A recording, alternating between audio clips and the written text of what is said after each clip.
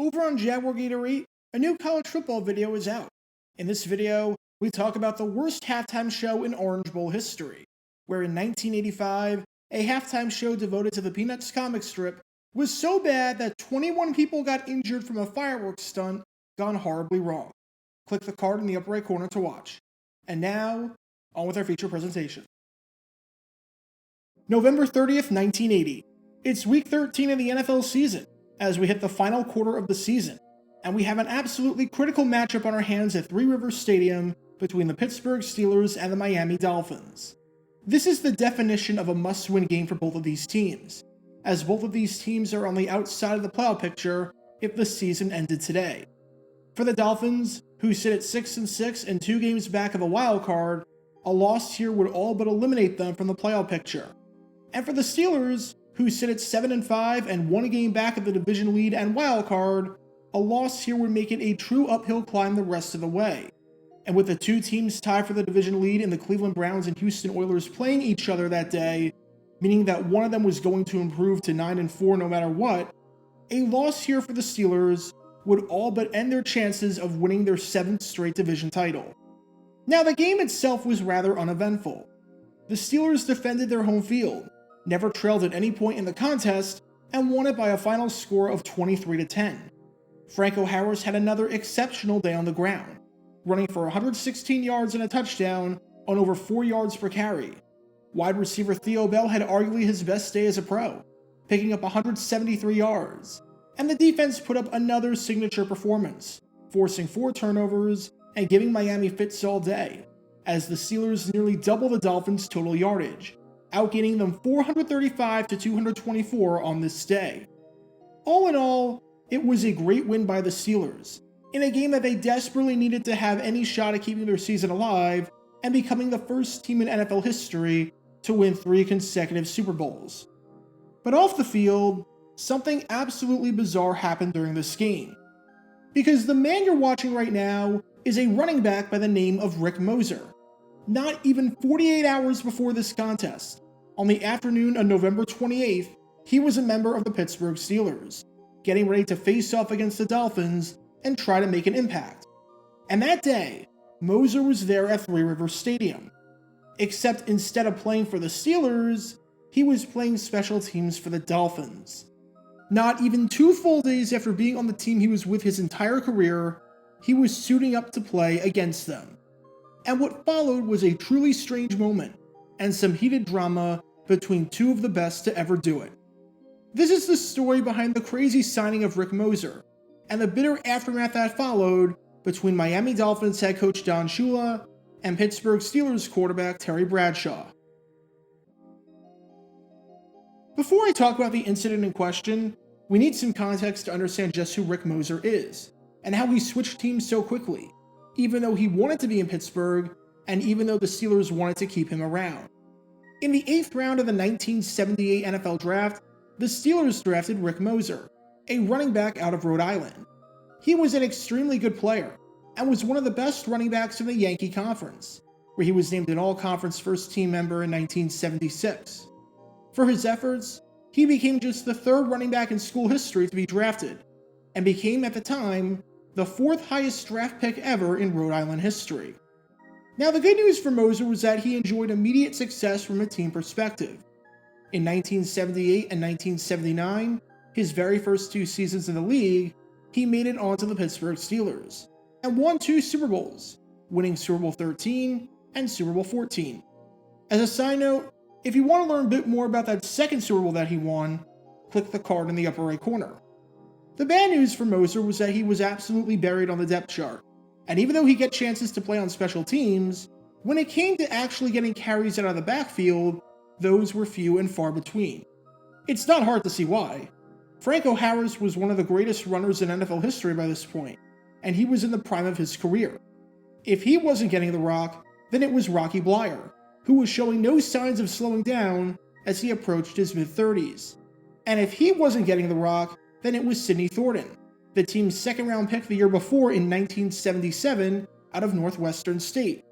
And in 1979, if he wasn't getting the rock, then it was Greg Hawthorne, the team's 1st round pick out of Baylor. If you look at Moser's numbers and why his carries dropped so significantly from Season 1 to Season 2, that's why. Basically, the only way that Moser was going to get carries was if it was mop-up duty or if someone got hurt. To be fair to Moser, when he got on the field to run the football, he showed at the very least that he belonged in the NFL. Yes, he had some ball security issues, but he had some strong runs too, and never went down on first contact. If you needed a guy who was always going to fall forward and who wouldn't be caught dancing in the backfield, he was your guy. He scored a touchdown in a 1979 game against Washington, which the Steelers won 38-7. He got some carries during the 1978-79 postseason, getting the rock in games where it mattered most. And on Monday Night Football, in a 1978 game against the San Francisco 49ers, where the bulk of these clips are coming from, he got an extended amount of playing time thanks to an injury by Franco Harris. And he picked up 63 yards on more than 4 yards per carry. And in 1980, Moser was hoping that not only could his team win the Super Bowl yet again, but that he could provide an immediate impact and make it onto the team. Unfortunately, during the 1980 preseason, in a game against the New York Giants, on his very first carry, he broke his collarbone. Just like that, the special teams ace and reserve running back was done. And just like that, he was placed on the injured reserve list. It was a big blow to the Steelers considering how much he meant in that third phase of the game, and was a blow to their running back depth as well. How injured reserve worked back then was that if you were placed on the list, more often than not, you were out for the season. The team was allowed 3 freebies, almost like a genie giving a team 3 wishes, where they could remove the player from injured reserve and bring them back onto the roster. But once a team used up those 3 freebies, if a team wanted to activate a player from injured reserve, they had to expose the player on waivers for 24 hours. If no other team claimed the player, then the gamble paid off, and you could bring that player back. But if someone else claimed the player, then the gamble backfired, and you now lost that player, with him no longer being on your roster.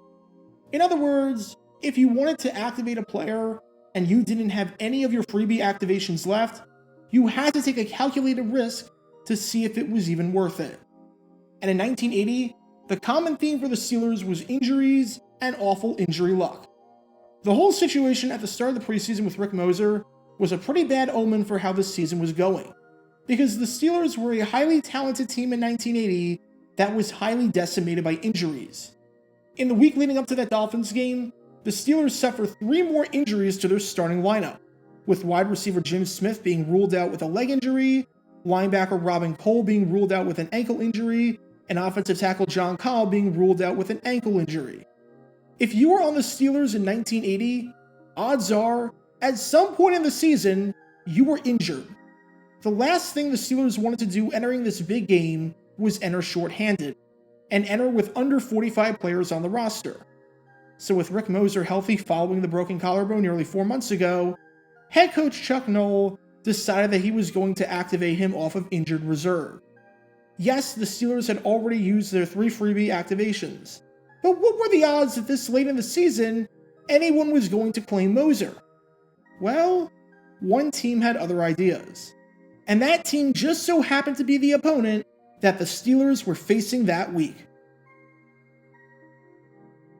On Friday, November 28th, Moser was walking the halls of Three Rivers Stadium with the Steelers. After that bad injury, he was awaiting his return to the team, and his return to game action.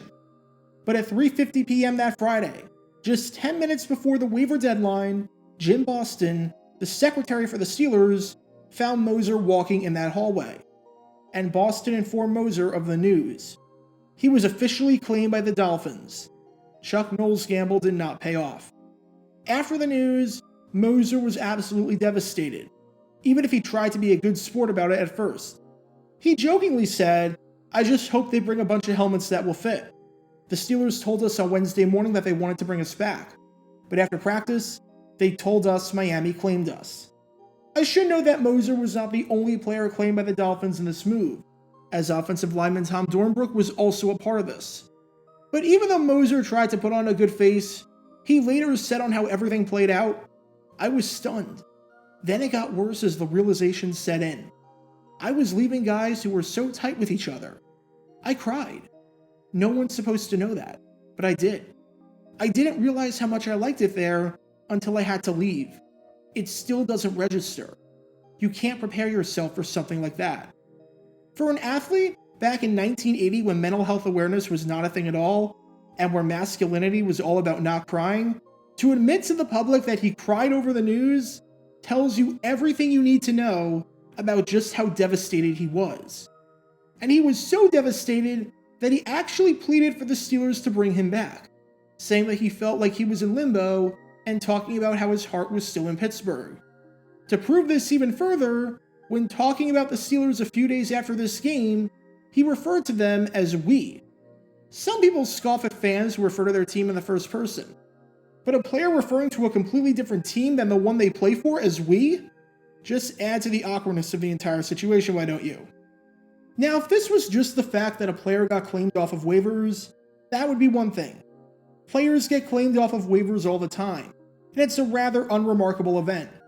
However, what made this situation unique isn't just the timing in the sense that this wasn't even 48 hours before game day, but that the Dolphins were playing the Steelers. And now, Moser had to enter Three Rivers Stadium the very next day and go where the visitors were. That's gotta be the weirdest feeling in the world. All week, you were preparing to go up against the Dolphins, and now you're playing with them, even though the Steelers didn't want you playing with them, and even though you don't want to be playing with them. You have to go from loving the players on the Steelers to hating them and trying to beat them in a matter of a day and a half, all while never changing cities since the game is taking place in Pittsburgh. And the crazy part is that no one knows why the Dolphins did it. It wasn't to gain a strategic advantage. Dornbrook, the other player claimed, said if they had tried to get any secrets, I would have said that if the situation were reversed and I was going from Miami to Pittsburgh, I wouldn't say anything about the game plan either. It wasn't for their talent. Don Shula said on the players and how good they were and why they acquired them, especially Moser. How do you know until you get a chance to work them into your system? All I know is they are two players the Steelers wanted to get through waivers, and there was a way to get them onto our roster. And everything about this situation made Terry Bradshaw furious. He was fuming about what Don Shula did here, especially since there seemed to be a gentleman's agreement in the NFL that if you placed a player on injured reserve, that no other team would try and claim him. If there was a purpose for what he did and for acquiring Moser, then that would be one thing. But Shula just stole two players from the Steelers, knowing nothing about them other than the fact that they played for the Steelers, and stole two players who didn't even want to be in Miami in the first place, and if they had their way, would have stayed in Pittsburgh all the way. To highlight this point even further, Moser talked about how great of a city for sports Pittsburgh was and how much they loved their Steelers, and how it was like they couldn't care less in Miami, saying, I'd say there are 8 Steelers who each get as much mail every day as the entire Dolphins team. And with that, with the Steelers up 23-10 in this game, instead of running out the clock, Bradshaw decided that he was going to take matters into his own hands and stick it to Shula, and show no mercy. Because instead of just running out the clock and taking a knee with 30 seconds left, he called an audible at the line of scrimmage, and threw this pass to Lynn Swann. He was throwing up by 13 points with no time left. And after the game, off camera so there's no footage of it, Shula was fuming, calling Bradshaw all sorts of names, and saying that Bradshaw was Bush for doing that. Shula not only jawed at Bradshaw after the play, but kept the jawing up after the game for an extended period of time. And afterwards, even though Bradshaw tried to give a diplomatic answer at first as to why he threw, saying that he called the audible because the Dolphins were blitzing, and that the plan was never to score, he eventually backtracked and said the truth and said his real feelings, saying that the reason he threw the ball was, he took 2 of my players. Screw him. That's Bush itself. So if you were watching that game more than 40 years ago, and were wondering why the Steelers threw the ball up by 13 with no time left, well, there you go. And for what it's worth, Moser found his way back onto the Steelers in 1981, which, in a great bit of irony, happened because the Steelers had an open roster spot after they tried to activate quarterback Rick Tricano and after he got claimed by the Cleveland Browns. As a side note, To learn more about Rick Tricano and his career, including the absolutely bizarre story of how he got drafted, with Art Rooney even going as far as saying that he can't throw a football, which seems like an important trait for a quarterback to have, click the card in the upper right corner. Don Shula is one of the greatest coaches to ever do it. Terry Bradshaw is one of the greatest quarterbacks to ever do it. And the two men, most of the time, had a great deal of respect for each other, with Bradshaw even saying how excited he was to play for Shula in the Senior Bowl, and how much he learned from him through that experience. But in 1980, that was not the case. And the bitter feud between two of the best to ever do it, with name-calling, yelling, and all, was over an 8th round running back with one career touchdown at that point. Get your official Jaguar Gator 9 merchandise by going to jg9shop.com, and be sure to like this video, ring the notification bell, and subscribe down below if you haven't already, as it helps the channel out a lot. And be sure to check out Twitch every Wednesday night at 9 p.m. Eastern for your chance to play NFL Trivia and win cash prizes. Link in the description below. If you want to see videos like this condensed down to 60 seconds, then follow me on TikTok at Jaguar Gator 9. To see college football videos, subscribe to Jaguar Gator 8. To see highlight videos of players throughout the history of the NFL, subscribe to JG9 Highlights. Also, special thanks to all of our Patreon supporters for helping out the channel. Your support is greatly appreciated. See how you can become a patron and request future video topics in the description below.